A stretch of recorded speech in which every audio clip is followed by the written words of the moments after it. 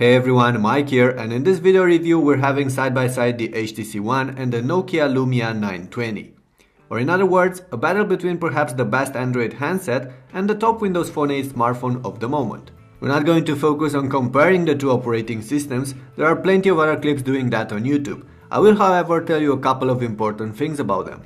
On one side there's Android 4.1 Jelly Bean running on the HTC One with Sense 5 on top, a customizable and versatile OS backed up by a mature ecosystem, but one that does come with a learning curve, especially with Sense that changes the native Android experience with its different design, new notification system, app drawer and software like Blink Feed. On the other there's Windows Phone 8, a completely different OS, one that I do find easier to understand by newcomers, but also one far more closed and difficult to tweak and customize. And then one that still lacks some of the apps and the features available on Android, like Instagram or a smart dialer, to name just one of each.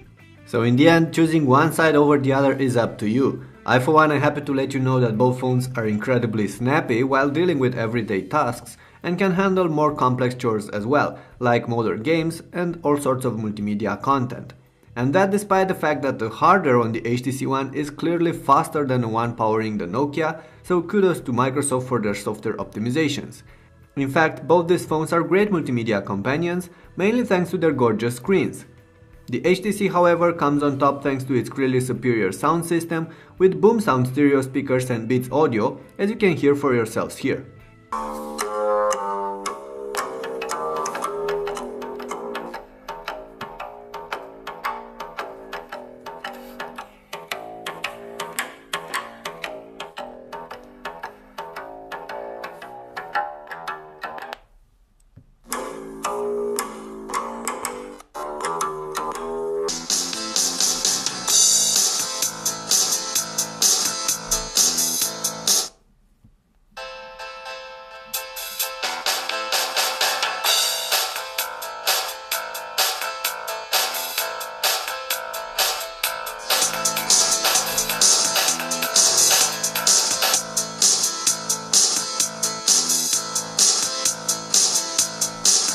Let's focus a bit on those screens though. On the HTC there's a full HD 4.7-inch display with a Super LCD 3 panel, and this is probably one of the best screens I've ever seen on a mobile phone. The colors, the contrast, the viewing angles are all almost beyond reproach, and thanks to its 469 ppi density, everything is going to look incredibly sharp on this screen. The Lumia 920 packs a slightly smaller 4.7-inch display with 768 by 1280 pixel resolution, so the pixel density is poorer, but you hardly see the difference in everyday use. Nokia uses an AMOLED panel for their flagship, plus what they call the clear black filter, which does help delivering the darkest of blacks, excellent colors and contrast. The AMOLED screen on the 920 is also brighter than the one on the HTC, which means that the Lumia will be easier to use outside in strong light.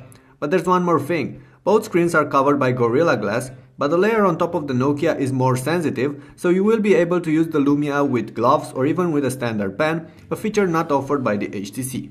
And then there's another important aspect that makes these two phones stand out from the crowd, their main shooters. It's a fight between Nokia's Pure View technology and HTC's Ultra Pixels. Allow me to explain.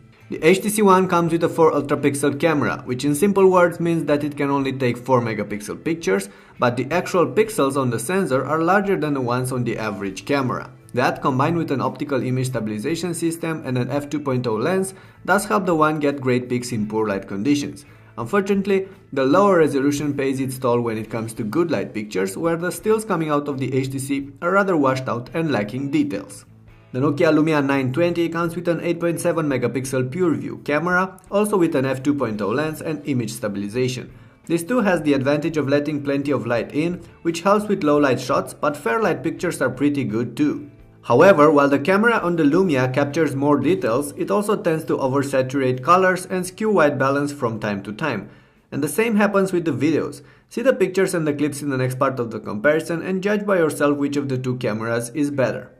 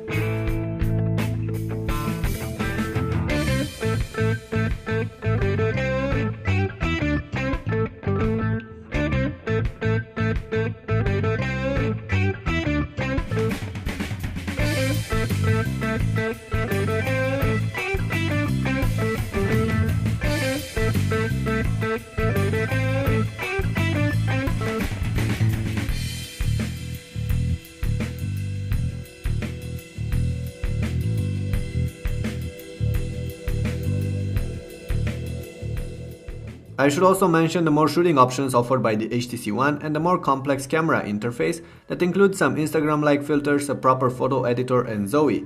On the Lumia you have lenses. Alright, and now that we talked about the software, the screens and the cameras, let's focus a bit on what's left.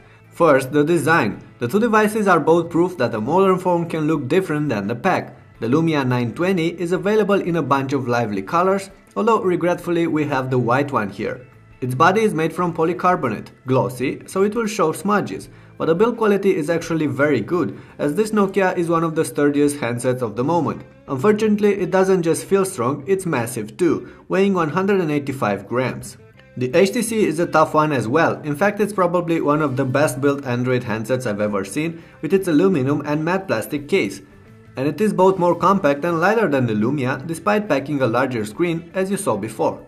For now, I will have to tell you that while both these phones are large, the HTC is actually comfortable to use and sits well in hand, thanks to its rounded back and chamfered edges.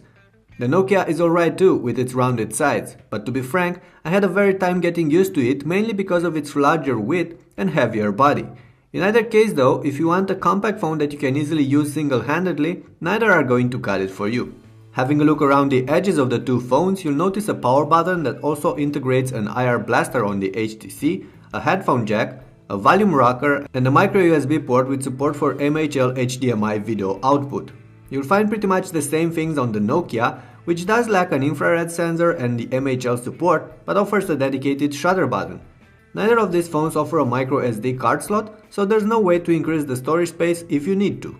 And then there are some other details I should mention. Both phones can handle calls just right and did not have any signal dropping problems. Also, both support 4G LTE speeds, wireless, Bluetooth and NFC. As we draw close to the end of this comparison, there are two more important aspects to talk about. First one is battery life. Both these handsets feature encased batteries, a 2000 mAh on the Nokia and a slightly larger 2300 mAh on the HTC. They will last through the day with average use and even for 2 days when used lightly, which is just about what you can expect from such smartphones these days. The Nokia does support wireless charging though, while the HTC does not, and that's a nice extra. Prices are the other aspect I have to mention, but since the two phones are pretty close, both on or off contract, that shouldn't weigh that much in your decision between the two. In the end, it's hard to say which of these phones is better because they are so different. On a first look, the HTC with its sharper screen, faster hardware and slicker body comes on top. But the Nokia has the camera on its side, which is a crucial feature for many smartphone buyers. And then there's the Android versus Windows Phone 8 debate, which can steer you towards one or the other. Those being said, I for one would lean towards the HTC, as the camera is not really that important for me and I can't get used to the massiveness of the Lumia 920. But you might feel otherwise, so please tell me in the comments below which of these two handsets would you pick right now and why. And with that in mind, it's time to end this video. Thank you for watching and don't forget to leave a thumbs up if you liked it, plus share it to your friends and subscribe to my channel for future updates. I'll see you later.